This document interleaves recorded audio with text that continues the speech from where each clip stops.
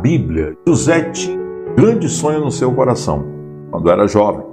Deus prometeu que ele seria um grande líder e iria até mesmo governar uma nação.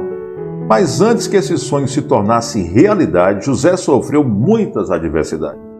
Seus irmãos tinham ciúmes dele, eles lançaram-no em um poço profundo, eles o deixaram lá para morrer, mas José entendeu o que está escrito em 2 Coríntios 4:18.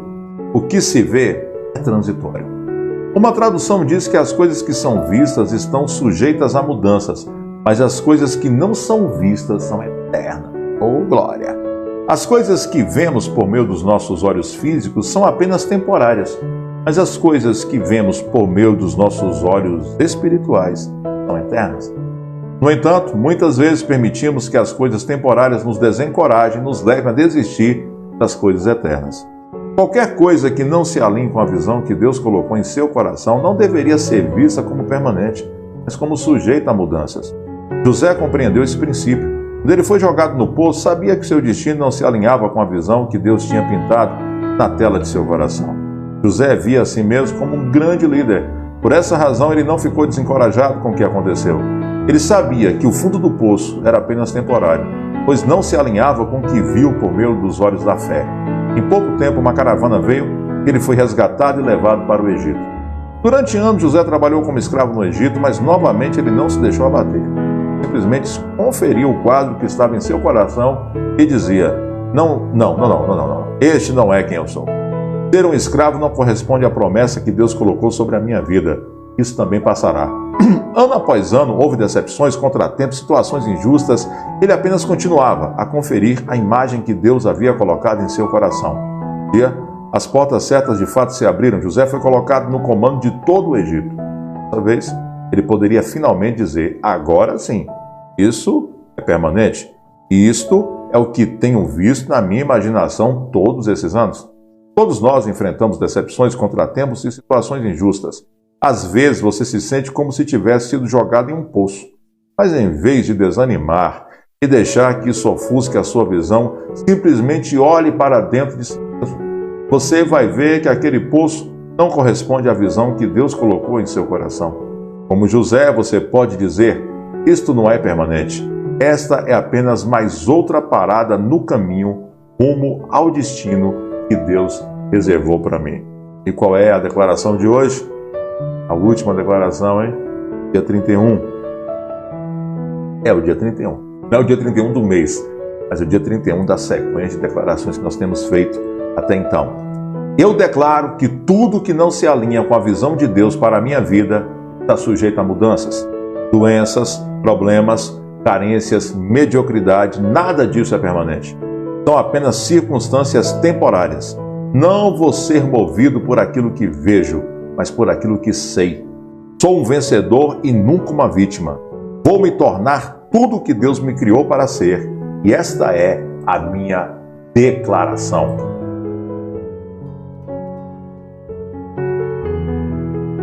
Então vamos começar com a mensagem de hoje. Eu quero ler uma passagem que está no livro de Números, capítulo 21, do versículo 4 ao 9. Preste muita atenção.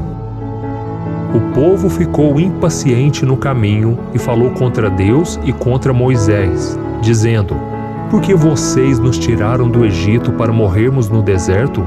Não há pão, não há água, e nós detestamos esta comida miserável.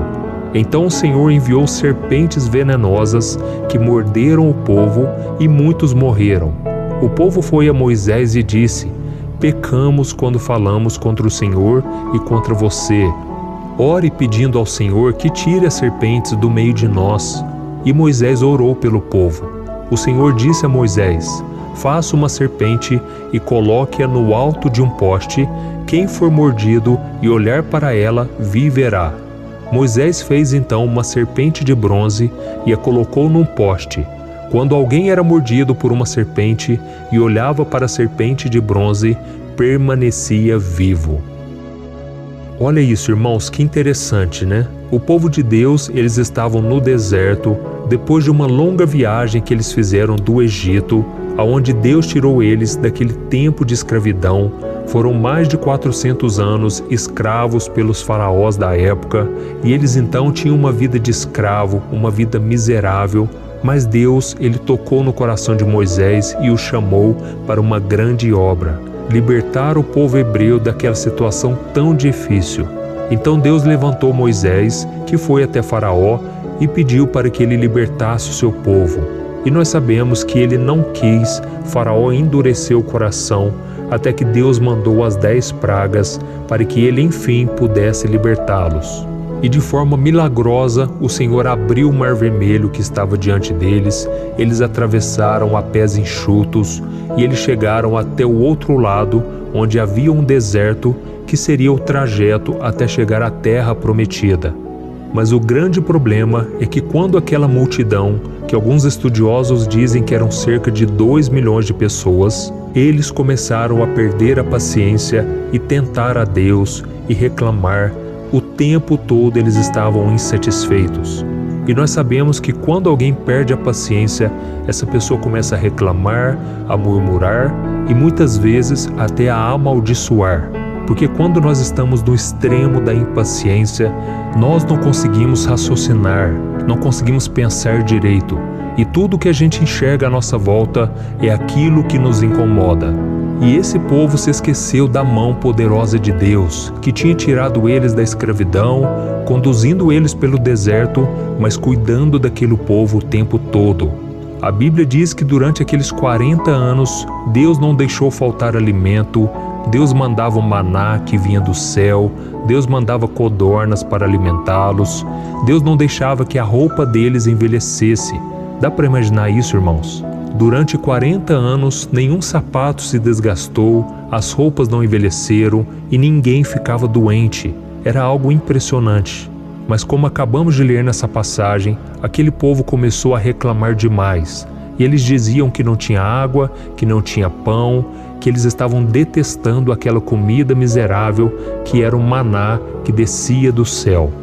Então isso mostra que quando a reclamação e a maldade, a fofoca invadem o nosso coração, nós nos tornamos pessoas azedas, mesquinhas, que veem problema em tudo e não conseguem agradecer nem reconhecer a mão de Deus que está nos guiando.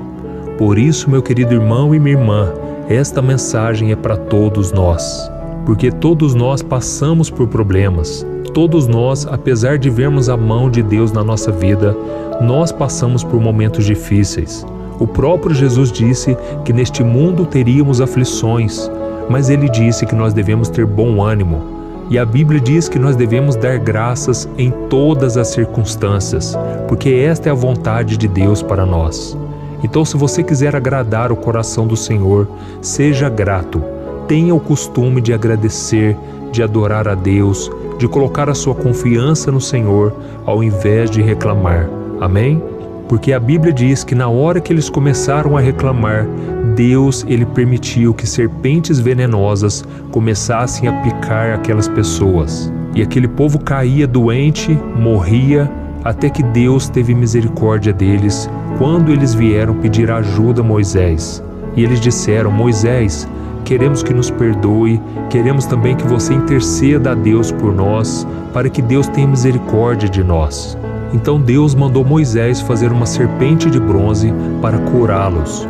E aquela serpente de bronze, ela representa a imagem de Jesus levantado na cruz, que é o remédio que nos salva dos nossos pecados, da nossa miséria.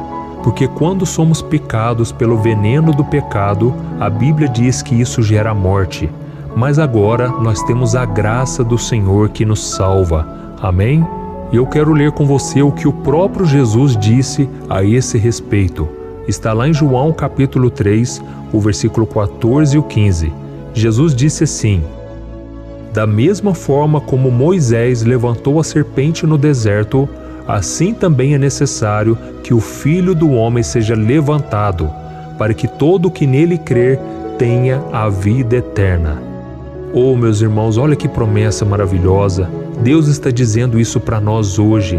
Nós temos o socorro, nós podemos ter a salvação, o perdão dos nossos pecados. Basta nós olharmos para Jesus. Aquela serpente no deserto, ela trazia cura quando as pessoas olhavam para ela. E hoje, da mesma forma, quando estamos sujos com o pecado, contaminados com o pecado, basta nós olharmos para Jesus, porque Jesus carregou sobre si as nossas dores e as nossas enfermidades. E a Bíblia diz que por causa das suas feridas, hoje nós podemos ser curados. Amém? O pecado nos trouxe condenação, mas Jesus carregou sobre si toda a nossa dívida, tudo aquilo que era contrário a nós, que nos causava prejuízo, tudo caiu sobre Jesus. E quando nós cremos nele como nosso Senhor e Salvador, a Bíblia diz que o pecado que antes nos separava de Deus, agora é retirado. E por isso nós podemos ter livre acesso ao Pai. Amém? Então eu quero orar com você agora, eu quero pedir que o Senhor tenha misericórdia da sua vida, da minha, e que o Senhor restaure o nosso relacionamento, nos dando paz, alegria e principalmente a bênção e o favor do Senhor. Amém? Vamos orar.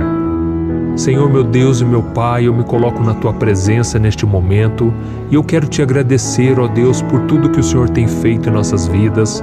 Muito obrigado, Pai, porque só o fato de estarmos vivos é uma dádiva, é um presente que o Senhor nos dá. Oh, meu Pai, quantas pessoas não acordaram hoje, mas o Senhor nos deu a oportunidade de estarmos na Tua presença em mais um dia de vida. Por isso eu Te peço, ó Pai, perdoa os nossos pecados. Nós queremos a cura física, a cura emocional. Nós estamos agora olhando para Jesus, que é o autor e consumador da nossa vida.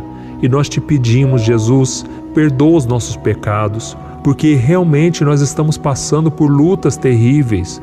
Mas, Senhor, nós não podemos reclamar. Por isso, Senhor, nos ajude a controlar a nossa língua.